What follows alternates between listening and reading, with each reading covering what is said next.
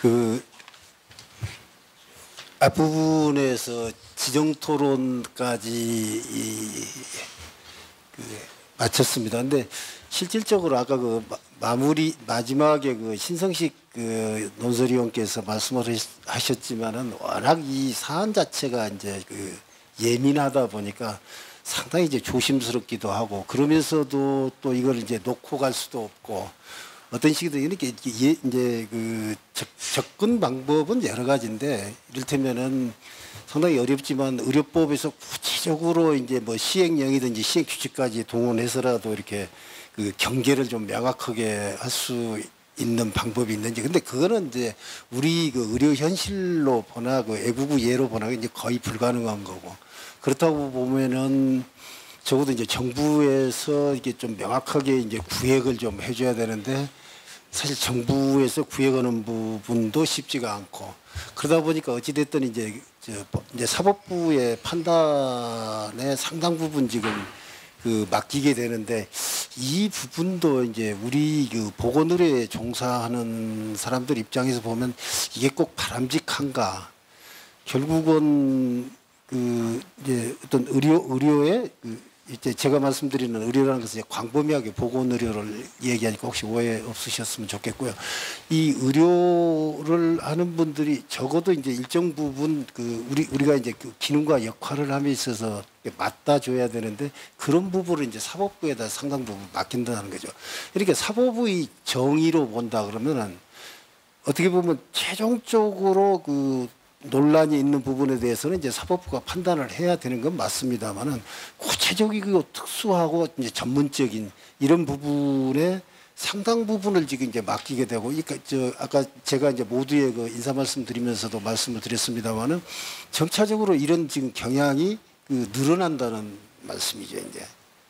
그래서 이제 이런 부분에 대해서 뭔가 지금 그 우리 명 교수님 그 발제 그 결론으로 얘기를 했습니다만은, 이제 조금 더 정리가 좀 돼야 되지 않겠느냐.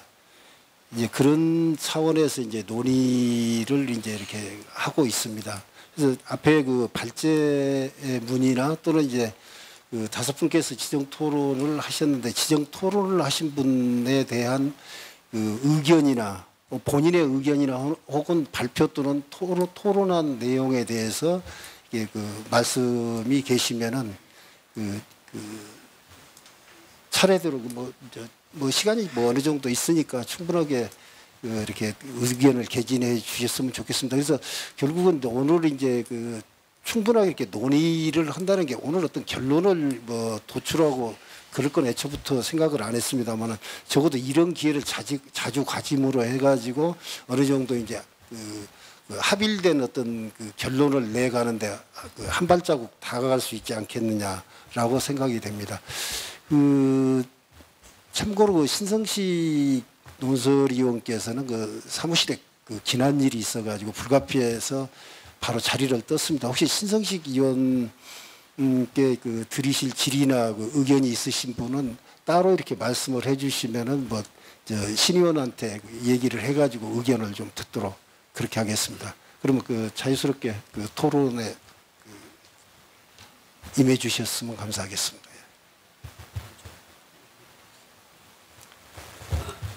아까 그 지정 토론 과정에서 그 무슨 그 이를테면 그 질문 던진 이런 부분에 대해서 아마 좀 협회를 대표해가지고 좀 간단하게 아마 설명이 좀 있을 것 같습니다. 네, 지정 토론이 끝나고 이제 그 자유 종합 토론이 되는데요. 제가 지정 토론에서 미처 얘기하지 못한 부분에 대해서 일단 좀 보충으로 말씀을 드리고 싶습니다. 제가 이 토론을 준비하면서 처음으로 이제 한의사 협회는 어떻게 어떤 나름대로의 그 생각을 가지고 있는가 알기 위해서 한의사 협회 홈페이지를 좀 들어가서 살펴보았습니다. 거기에는 대문에 걸려 있는 말이 한의학은 현대의학이다 이렇게 걸려 있습니다. 그걸 보고 저는 나름대로 얼마나 답답하시면은 한의학을 포기하고 현대학이라고 이렇게 공언을 하시나 하고 좀 이해는 가면서 한편으로는 좀 안쓰러운 느낌도 있었습니다. 물론 그것이 국민들에게 다가가는 어떤 홍보의 한 방법이겠죠. 이해합니다. 충분히 이해하죠. 그러면서 구석구석 보다 보니까 어떤 그 전공의 3년차 여자 한의사 선생님께서 그 글을 쭉 이제 관리자 이름으로 올리는데 제가 보기에는 전공의 선생님이셨어요. 한의사 레지던트 3년차 여자 선생님이셨는데 거기에 아주 그 제가 마음에 와닿는 그런 부분의 글이 있었습니다. 그 내용이 뭐냐 그러면은 전공의 3년차들은 보통 주말 당직을 쓴답니다. 주말 당직을 한 24시간 이상 쓰게 되는데 그때 열성경련 환화가 왔습니다. 4살짜리 열성경련 환화가 왔는데 자기는 그 환화의 여러 가지 그 히스토리 테이킹을 들어보니까 자기가 감당하기는 힘든 것 같아서 일단 그 우리 그 현대 의료기관으로 종합병원으로 이제 레퍼를 했다고 그렇게 글을 썼습니다. 그러면서 자기가 좀 더 경험이 있고 좀 더 고년차였으면은 그 환자를 붙잡고 얘기를 했을 텐데 그 환화의 그 보호자 되신 할머니가 하시는 말씀이 왜 왔냐고 그러니까 열이 39도 40도까지 올라갔었고 몇 번 경련을 했었다. 이 손을 뜨면은 손을 이제 따면은 이 그 낫는 거라고 생각을 해서 그러면 한방 의료기관으로 와야 되겠다 해서 왔다고 이렇게 얘기를 했다 합니다. 그래서 저는 이렇게 생각했어요. 아직까지 이렇게 레지던트라든가 젊은 한의학도들은 그 나름대로 자기가 할 수 있는 일, 할 수 없는 일에 대해 가지고 구분을 하고 합리적인 생각을 갖고 있구나 이런 생각을 했습니다. 당연히 잘하는 조치죠. 그렇게 현대의료기관으로 이송시키는 것이요. 그래서 제가 오늘 이 자리에 계시는 선생님들께 특히 그 한의사협회에 관계되시는 분께 한번 여쭤보고 싶은 일이 있습니다. 과연 한의학에서 가장 장점이고 현대 의료 행위보다 더 잘할 수 있는 부분이 어떤 것인가? 어떤 가슴에 손을 얹고 좀 그런 부분에 대해서 생각을 하신 적이 있으신지 그런 부분을 집중적으로 발전시켜 나가야 되는 것이 한의학의 발전을 위해서 긍정적인 것이 아닌가 하는 그런 질문을 드리고 싶고요.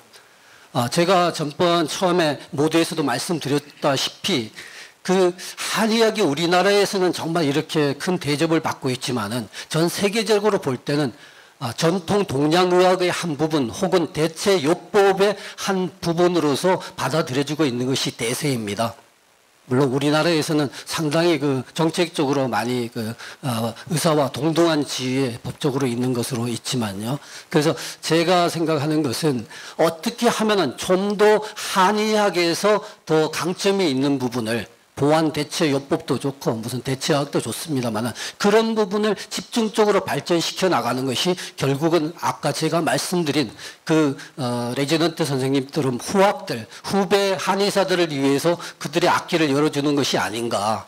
지금처럼 현대의료기기 엑스레이 기기 하나 이거 사실 저는 왜 한의사분들께서 엑스레이 기기를 이렇게 사용하고 싶어 하는지 곰곰이 생각해 봤어요. 제가 한의사 입장에서 이해가 가는 부분이 있습니다. 그게 뭐라 그러면은 발을 삐어서 오는 경우에 침을 맞춰드리고 찜을 넣어드리고 무슨 이렇게 뭐 물리치료 나름대로 한방 물리치료 해주고 싶어도 아주 답답한 게 하나 있습니다. 예, 그 부분이 바로 골절이 아닌가. 만에 하나로 골절이면 어떡하나. 항상 찜찜한 거죠. 이거 치료를 하면서도. 그러니까 그걸 하나 현대의료기계에 엑스레이를 걸어놓고 찍어보고 금이 있으면 골절이니까 이건 골절이니까 다른 데 가서 치료를 하든가 수술하십시오 이렇게 안내를 할 수 있는 확신이 생기잖아요. 그래서 아마 가장 큰 이유가 아닌가 생각을 하고요. 두 번째로 그런 부분이 있다 그러면 저는 그거는 바로 의심이 간다 그러면 붙잡고 있으면 안 된다 생각합니다. 의료기기로 확인하기 전에 일단은 우리 옆에 있는 정형외과라든가 이런 거를 보내야 된다는 그런 생각입니다. 이 부분에 대해서 다시 한번 질문 드리고 싶은 것은 한의학에 특화된 현대의학보다 강점이 있는 부분이 어떤 것이 있다고 아주 자신 있게 말씀을 하고 싶은 그런 부분이 있으면 답변을 기다리겠습니다. 예.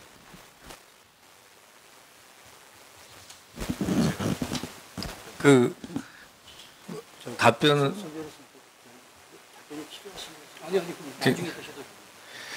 답변을 듣기 전에 저는 이제 오늘 자리는 현대 의료기기의 사용과 한의사의 면허 범위에 대한 어떤 토론을 하는 자리이지 한의학의 뭐 전부나 이 양의학의 우호성에 대한 토론회를 하는 게 아니기 때문에 그런 건 조금 좀 다음 기회에 해주시고 또 지난하게 많이 하셨던 것 같은데 조금 더 범위를 좁혀서 저희 했으면 어떨까. 그리고 예, 그런 게 제 개인적인 생각입니다.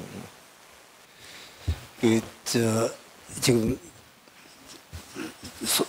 손 변호사님 말씀을 제 말씀으로 이렇게 대체하겠습니다. 대체하고 이게 자작이 해야 될 일인데 아까 제가 저 혼자 칭찬했더니 바로 지금 아닙니다. 한 50분까지 저희가 예정을 하고 있기 때문에 가능하면은 그 플로우에 계시는 분들 그 말씀을 좀 들었으면 싶어가지고 우선 우리 김 이사님 조금 정리하셨다가 마지막 부분에서 좀 간단하게 이렇게 해주시고 우선은 플로우에 계시는 분들 말씀을 좀 듣도록 하겠습니다. 의견을 말씀하실 때는 소속이나 또 좀 본인 소개를 좀 해주시고 말씀을 해주셨으면 감사하겠습니다. 반갑습니다. 저는 대한의사협회 전라남도사회 회장을 맡고 있는 이필수입니다. 오늘 이렇게 좋은 또 시간을 만들어주신 우리 강윤구 소장님께 진심으로 감사드립니다. 제가 우리 김태호 양무이사님께 질문을 드리고 싶은 게 있습니다. 오늘 굉장히 논리 정연하게 참 차분하게 잘 말씀해 주셨는데요. 아까 국민들에게 좀 더 나은 과학적인 서비스를 제공하기 위해서 현대의료기를 사용해야 된다고 말씀을 하셨고 의과대학에서 뭐 150시간 정도 그렇게 교육을 받았기 때문에 충분히 사용 가능하고 또 한의사 자격증 시험에서 통과 문제가 충분히 우리 검증을 했기 때문에 괜찮다고 말씀하셨습니다. 제가 흉부외과 전문입니다. 흉부 엑스레이를 한 장을 지금 제가 흉부외과 전문의를 딴 지 30년 정도 됐는데요. 사실 아직도 저는 흉부외과에 있으면서 흉부 엑스레이를 지금도 자신 있게 판독하지 못합니다. 하물며 140시간을 한다 하시더라도 과연 엑스레이를 갖다 국민이 편의를 사용하신다 그러는데 140시간 정도 수업받고 그 다음에 한의사 국가보시에서 시험 봤다 해서 현대의료기를 갖다 사용할 수 있다고 그렇게 자신 있게 말씀할 수 있는 것에 대해서 약간 의문스럽습니다. 이상입니다. 네, 답변 좀 드리겠습니다. 그러니까 과학적인 서비스를 하기 위해서 저희가 필요하다고 말씀을 드렸고 그리고 뭐 배우고 있고 그리고 국시에서 검증을 하고 있다라고 말씀을 드렸습니다. 지금 이제 흉부외과 전문의로서 엑스레이 판독을 자신 있게 나도 못하는데 고작 150시간을 배우고 어떻게 할 수 있냐라는 측면에서 아마 말씀을 하신 것 같아요. 저희도 그런 부분에 대해서 이제 이렇게 보시면 될 것 같아요. 어떤 걸 볼 거냐, 엑스레이를 찍어서 과연 니는 뭘 볼 거냐 라는 부분에 대해서 조금 더 말씀드리고 싶습니다. 한의학의 추나라는 게 있습니다. 척추의 정렬 상태를 보고 틀어진 정도를 각도를 재고 어느 정도 틀어진지에 따라서 해당되는 방향에 따라서 시술하는 술기가 달라집니다. 그걸 위해서 사실은 엑스레이를 찍고 거기에 대해서 정렬 상태를 보거든요. 풀스파인을 찍게 돼 있죠. 그렇게 해서 한의학적 치료 목적으로 활용하기 위해서 저희가 쓰는 겁니다. 거기에 대해서 저희가 흉부외과 선생님들이 보는 부분에 대해서 관심을 가지고 보겠다는 부분은 좀 또 다른 얘기가 될 수 있을 것 같습니다. 말씀드린 학문적 원리라는 부분을 계속 얘기를 하는데 서양의 원리냐 아니냐 그런 부분이 좀 차이가 있을 것 같고요. 두 번째 저희가 얘기하고 싶은 부분은 그러면 과연 이 일반의 선생님들께서 의사 선생님들, 일반의 선생님들께서 졸업 이후에 제한이 있는가라는 점입니다. 제한이 없거든요. 그래서 이제 특수 방사선 CT나 MRI를 제외하고는 제한이 없거든요. 그래서 저희가 얘기하고 싶은 건 오히려 그렇다고 한다면 소위 미국에서 초음파 인정의 제도, 서티피케이션 제도를 운영하고 있는데 그런 것처럼 누구나 공평하게 의료에 반드시 자기네들 학문의 발전에 필요하다고 한다면 일정한 교육을 굉장히 중립적인 기관에서 판단해서 실습과 또는 테스트, 시험을 통해서 인증을 하는 형태로 하는 게 어떤가라는 생각이 듭니다. 왜냐하면 새로운 의료기기들이 계속 나오고 있거든요. 근데 계속 나오는 기기에 대해서 과연 이 의사 선생님들 6년을 졸업하신 일반의 선생님들이 새로운 교육을 받느냐? 그건 아닙니다. 보수 교육을 통하든지 새로 추가적으로 좀 배워서 쓰시는 거거든요. 사실은 제한이 없죠. 근데 거기에 대해서도 저희도 똑같이 새로 나온 기기에 대해서 추가적으로 배우고 활용하고 학문의 발전을 위해서 쓰고 싶고 좀 더 나은 의료 서비스를 위해서 쓰고 싶은데 저희는 아예 시작을 못하도록 돼 있죠. 그렇다고 한다면 뭔가 좀 객관적이고 중립적인 기관에서 교육을 조금 더 추가한다든지 또는 인정할 수 있는 시험 제도를 가진다든지 해서 서티피케이션 제도를 운영해 보면 어떨까라는 생각을 가지고 사실 그렇게 운영했을 때 과연 한의사들이 다 그거를 다 쓰겠다라고 나올 것인가? 전 그건 아니라고 보거든요. 자신이 꼭 진료에 필요한 부분 또 요구도가 있는 부분에 대해서 한해서 배우고 활용하고 쓸 겁니다. 그런 측면에서 조금 말씀드리고 싶습니다. 이상입니다. 예, 말씀하시죠. 네, 지금 자꾸 우리 대한의사협회에서 말씀을 드려서 죄송한데요. 저도 대한의사협회 부회장이고 서울시 의사회 회장 김숙희라고 합니다. 아까 마지막에 김태호 이사님께서 그 한의학의 과학화를 요구하지 않냐 하는 말씀하셨는데 한의학을 과학화하고 검증이 가능한 의학으로 만들면 그건 이미 한의학이 아닙니다. 그거는 의학의 범주에 들어온 근거 중심의 의학이 되거든요. 그렇기 때문에 그거는 노력하지 않으시는 게 좋을 것 같습니다. 그렇다면은 한의학의 영역이 줄어듭니다. 또 하나 우리가 한의학의 과학화 얘기하는 거는 아마도 지금 한의학에서 얘기하는 현대의학이다라는 거는 저는 어떻게 생각하냐 하면 지금 그동안에는 한의학이나 한약에 있어서 우리가 성분이라든지 그런 걸 알 수가 없었습니다. 그 한약 성분을 확실하게 밝혀낸다든지 또 하나는 저도 침이라는 데 대해서 침술이라는 데에서 상당히 뭐 좋은 게 아닌가 하는 생각. 물론 저는 침을 맞아본 적은 없지만 저희 뭐 옛날에 어르신들 침 맞고 아픈 게 좀 나았다 하는 말씀을 하시기 때문에 과연 침술이라는 거는 어떤 과정으로서 이렇게 통증 완화 효과가 있는가 하는 문제. 또 하나는 우리가 침을 놓거나 어떤 약침을 할 적에 소독 개념이 확실히 되느냐. 그런 게 바로 현대의학으로 아니면은 과학화를 시켜달라는 겁니다. 현대 의료기기를 사용하라는 건 아니거든요. 또 하나는 우리가 지금 배우면 현대 의료기기를 사용하는데 왜 제한을 두느냐 하는 말씀을 하는데 현대 의료기기는 의학입니다. 의학은 우리나라 지금 현대 실정에서는 보험이 건강보험에서 제공하고 건강보험에서 지급하는 의료비를 사용하는 문제가 나타납니다. 그렇다면은 이 우리가 국민들한테 최선의 서비스를 제공하는 거 맞습니다. 하지만 우리는 국민들한테 의료비에 대한 것도 생각을 안 할 수가 없습니다. 물론 지금 정부에서는 의료기를 많이 판매하고 한의사들한테도 판매하면은 경제 활성화 효과가 있다. 그렇게 말할지 모르지만은 의료기와 의료기를 사용하는 데는 의료비가 들어가게 됩니다. 그 책임은 누가 지고 그거는 누가 감당할 수 있는지 최선의 진료만 하다가 건보 재정이 망가지면 그건 누가 책임을 지는지 의료비 문제, 치료비 문제, 검사비 문제도 우리가 생각하지 않을 수 없습니다.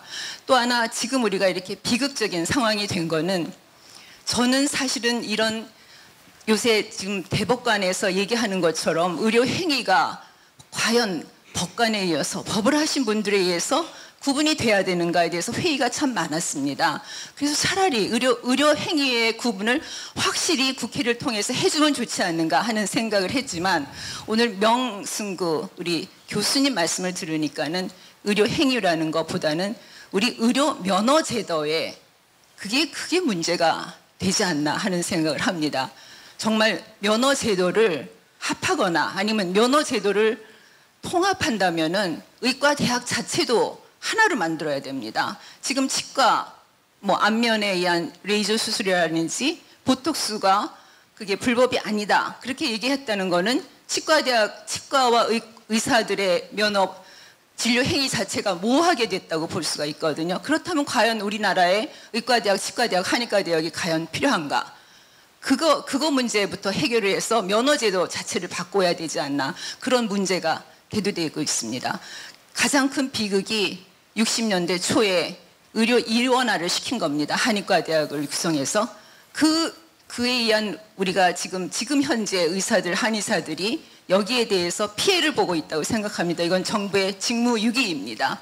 이 문제를 정부에서 해결해 주지 않으면은 우리 단체에서 더 이상 할 수가 없습니다. 저는 어떤 생각을 했냐면 여기 변호사분들 계셔서 죄송한 마음이지만 지금 한의사협회에서 우리 의사협회에서 그동안의 한의학 분쟁에 의해서 지급한 변호사 비용이 어마어마하게 많습니다. 양 단체에서 다 합한다면 우리가 왜 이런 피해를 당하고 있는지 모르겠습니다. 이거는 국회를 통하든지 아니면 정부에서 하든지 그 근본적인 문제부터 해결을 해 주어야 된다고 생각을 합니다. 감사합니다. 좀 길어졌습니다.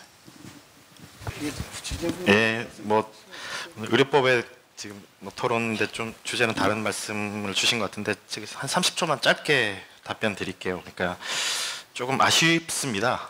그러니까 우리만 의학이고 우리만 근거 중심 의학이고 너네가 근거 중심 의학으로 발전시키면 그거는 의학이지 한의학이 아니다라는 시각을 갖고 있는 게 조금 아쉽고요. 중국에서 중의학을 계속 발전시켜서 뭐 성분 분석 말씀하셨는데 성분까지 알아내고 아르테미신 뽑아내고 하는 것들 사실은 중의학을 과학과 현대화한 거거든요. 저희도 그렇게 가야 된다고 생각을 하고 있고 네이처나 이런 데서 기존의 전통적인 군신 자사의 한의학적 처방의 개념을 새로 현대적으로 해석하고 발전시키고 있습니다. 건보지금 얘기는 좀 논외로 하면 될 것 같고요. 결국은 그런 것 같습니다. 이 한의학을 어떻게 발전시키느냐의 몫은 한의를 가장 잘 알고 있는 전문가인 한의사에게 맡겨주시면 좋을 것 같고 한의가 발전했다고 그것이 의학이 된다라는 사고는 조금 아쉬운 것 같습니다. 이상입니다.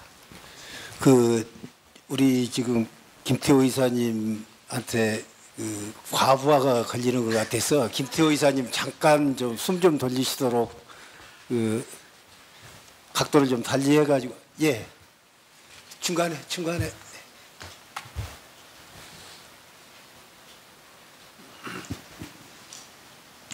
예, 저는 한의사협회에서 법무위를 보고 있는 김효카라고 합니다. 저는 이영민 소장님께 한번 여쭤보고 싶습니다. 실무적으로 제가 좀 잘못 생각을 하고 있는가 해서 아까 지정 토론회 하실 때 1951년부터 61년까지 한 10년 동안 한의사가 친뜸을 할 수 없었던 시절이 있다 이렇게 말씀하셨는데 이 어떤 근거로 하시는지 왜냐하면 제 기억과 좀 다른 것 같아서 왜냐하면 제가 알기로는 최초에 우리나라가 1952년도에 국민의료법이 생기면서 의료 유사업자가 생깁니다. 뭐 아시다시피 62년도 이제 개정하면서 폐지가 되지요. 또 52년도에 보면은 의료 유사업자의 침사 구사와 마찬가지로 적골사도 있었습니다. 이 관련해서 제 기억에 1960년도에 만들어진 의료 유사업자령에 보면은 적골사가 시술할 때는 의사의 지도를 받도록 되어 있고 침사 구사가 시술할 때는 한의사의 지도를 받도록 되어 있었습니다. 그렇다면은 지시를 하는 사람이 할 수 없었다는 논지로 말씀하신다면은 그렇다면은 마찬가지로 한 10년 동안 그 의과에서는 정형외과가 없었나요? 적골사와 관련되어 있는 의료가 없었나요? 그럼 제가 궁금해서 어떤 근거에 제가 말씀드린 것은 이제 51년도에 이제 의료법이 아니고 국민 의료법이 있을 때 그 당시에 침사구사가 있었는데 62년도 돼서 이제 한의사에 대한 이제 한의과 대학도 64년 생기게 되고 한의사에 대한 규정이 있었는데요. 그때까지 대법원 판례가 나온 것이 한 건 있습니다. 아마 검색해 보시면 거기 나와 있을 겁니다. 내가 정확히 번호까지는 지금 기억을 못 하는데요. 뭐 언제든지 필요하다 그러면 제가 검색해서 나중에 추후에 보여드릴 수도 있습니다. 거기 보면은 대법원 판례에 한의사는 침사가 아니기 때문에 침에 대해 가지고는 시술할 수 없다고 분명히 나와 있거든요. 그 부분에 대해서 제가 그렇다 그러면 51년도에 이제 친구사에 관한 어떤 그런 법률이 있었고 그 부분 62년도에 대해서 한의사가 되기 때문에 약 10년간은 그 대법원 판례에 의하면은 한의사가 실제적으로는 침을 놓았을 수는 있겠죠. 그렇지만 그게 위법하다고 62년도 대법원 판례에 나와 있다는 그런 뜻이었습니다. 네. 혹시 팩트 관계니까 확인하시면 될 것 같고요. 예. 이영민 소장님께 과부하를 한번 걸어보겠습니다. 병원협회 법제이사 김필수입니다. 이용민 소장님께서 레지던트 3년차 얘기를 하시면서 열성경련 환자를 의료기관에 넘겼다 이렇게 얘기를 하셨는데 마치 한의협을 이제 오래 하셨던 경력이 계신 분이면 아마 그 환자를 받았을 것이다 그런 의도로 얘기하신 것 같은데 맞습니까? 제 말이 아니고 그 레지던트 3년차 여자 한의사 선생님이 쓴 그런 글입니다. 쓴 글입니다. 예. 그 글을 그대로 제가 전달해 드렸습니다. 네. 사실 뭐 열성경련 페브럴 컨버전 맞죠? 사실 이게 소아과 질환이고 건강보험 영역이죠. 근데 오늘 사실 주제가 있었던 보톡스 사건, 프락셀 사건, 뇌파검사 사건. 뇌파검사도 보니까 비급여로 청구한 것 같습니다. 그래서 상당한 부분이 건강보험 테두리 내 안에 있었으면 사실 분쟁이 되지 않을 것이 건강보험 급여 테두리 안에 없는 다른 이제 의료 행위가 발생했을 때 과연 이거를 누가 가져갈 것인가 그런 이제 사실 주제였고 사실 우리 판례도 이렇게 조금 벗어난 판결을 하는 그 형사 판례지 이게 보편적으로 이렇게 당신의 영역을 넓혀라 이런 판례가 아닌데 토론자분 뭐 한 두 분께서는 이렇게 오해를 하시고 판례에 의해서 나의 의료 영역이 넓혀졌다 아니면 우리 국민 건강을 위해서 넓히는 것도 좋겠다 이렇게 생각하시는 것은 조금 무리가 있는 것 같습니다. 사실 이제 의료 환경이 각박해지다 보니까 비급여에 관심을 굉장히 많이 갖습니다. 그래서 비급여 뭐 치과 의사회에서는 이제 치아 미백 관리를 자기네가 하겠다 뭐 또 이런 얘기하는데 사실 이제 점점 막가자는 얘기죠. 그래서 이런 분위기보다는 좀 더 건설적으로 이 판례를 좀 더 이렇게 객관적으로 해석을 해야 될 것이고 나의 직역에 이렇게 유리하게 자꾸 판단을 할 게 아니라 이게 좀 합리적인 선에서 이렇게 해야 될 것 같습니다. 그래서 또 하나 이제 뭐 말씀드리고 싶은 거는 뭐 비급여 자꾸 얘기하니까 좀 그런데 심사평가에서는 비급여를 뭐 하시겠다고 비급여 다 심사평가가 넘어오면 아무 문제도 안 될 것이 왜 이렇게 비급여가 심사평가 통제 영역을 안 오니까 자꾸 이렇게 외곽에서 이렇게 분쟁이 일어나고 이렇게 했다고 생각하시는데 참 어렵죠. 그런데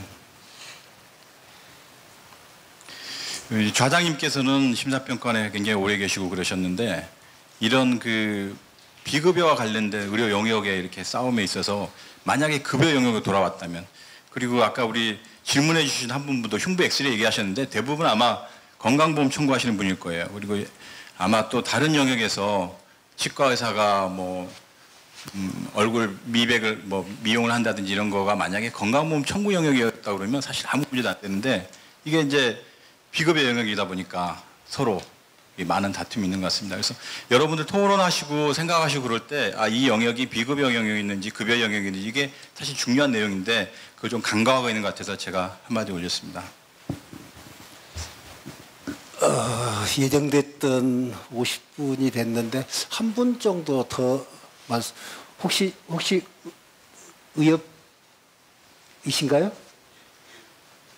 의협이시면은 조금 아까 우리 김필수 원장님까지 같이 해서 당사자 논의 양 당사자여 가지고 좀 균형을 좀 맞추는 게 좋을 것 같습니다. 양해 좀 해주시죠.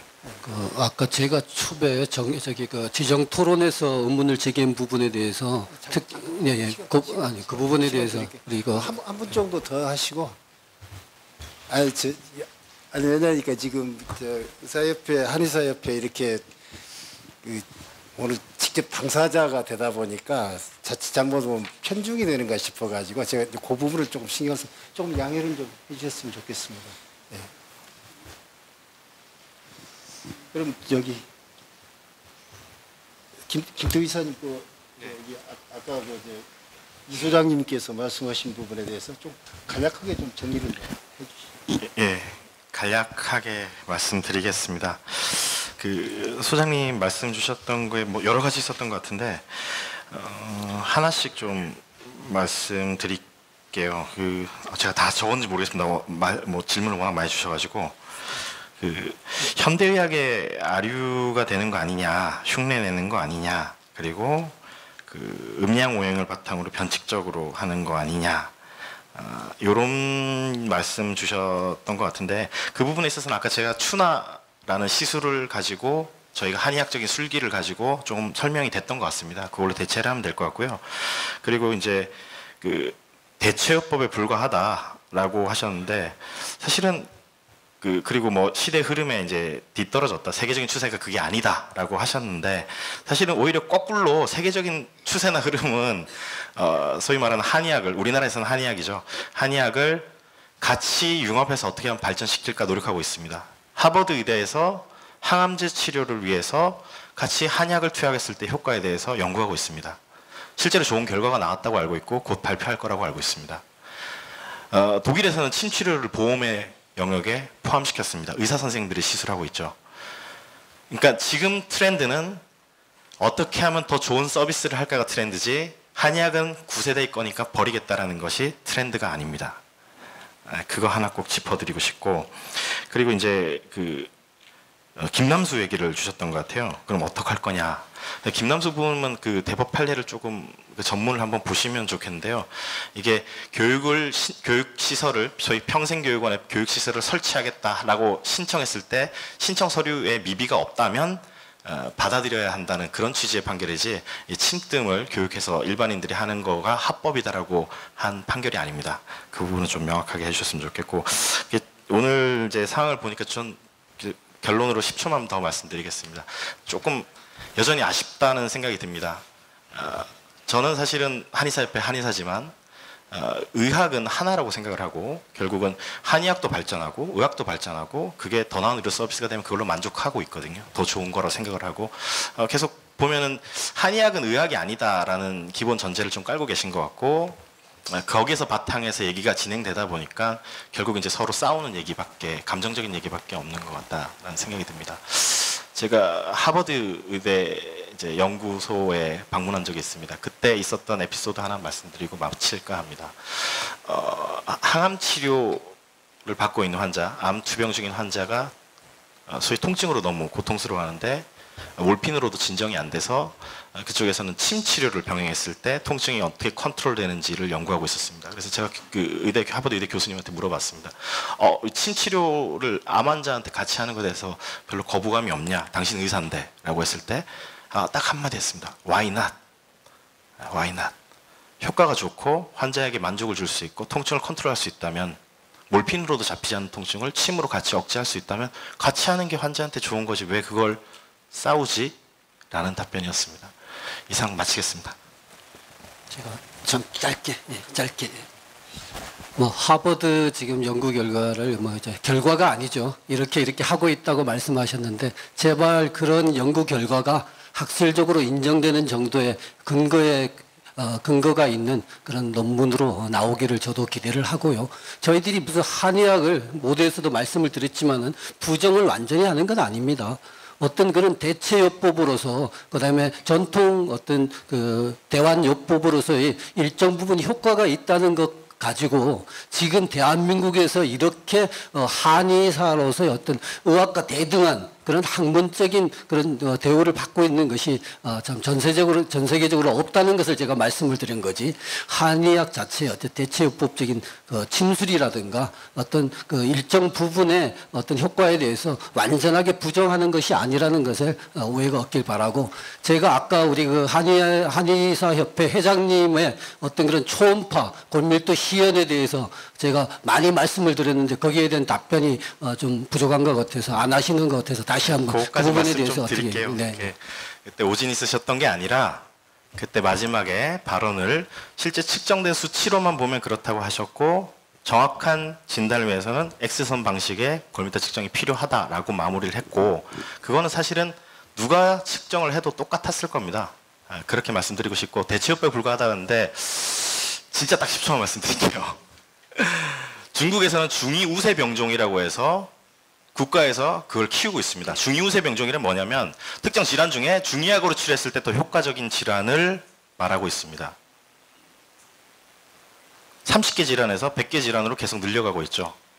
그리고 근거가 없다고 하셨는데, 부인과 질환이나 이런 부분에 있어서는 RCT 연구들이 많이 됐고 실제로 그게 미국의 혹은 일본의 산부인과 지침에 들어가고 있습니다. 그러니까 계속 발전하고 있고 현대화되고 있고 과학화되고 있는 과정 중에 있고 거기에 대한 관심도는 정말 높습니다. 세계적으로, 전 세계적으로. 그 부분에 있어서 계속적으로 그냥 너네는 보완의학일 뿐이고 대체학일 뿐이고 라고 얘기하시는 건 조금 맞지 않는 것 같고 우리나라도 지금 표준임상 진료지침을 위해서 30개 질환을 선정을 해서 표준화하는 작업을 정부와 함께 하고 있습니다. 조금 감정적인 것들을 걷어내고 좀 발전적인 방향을 얘기했으면 좋겠습니다. 네. 논의가 너무 깊이 들어가는 것 같아서 이건 나중에 또 따로 시간을 가지고 간단하게. 이 양쪽 주장이 이제 많이 있으신데요. 저는 이제 사실만 한번 말씀을 드려보겠습니다. 2003년에 한의학 육성법이 제정이 됐습니다. 사실입니다. 이건. 2011년에 한의학 육성법이 개정이 됐습니다. 아까 그런 취지로 개정이 됐는데요. 그 개정 취지에 국회에 나온 공문서에 이렇게 되어 있습니다. 왜 개정했느냐? 2011년에 국회에서 법을 개정할 때는 다른 규정은 개정을 하지 않았어요. 오직 한의학의 아까 말씀드린 범위, 한의학의 개념 정의에 대해만 규정이 있었습니다. 개정의 취지가 이렇게 되어 있습니다. 제가 읽어드릴게요.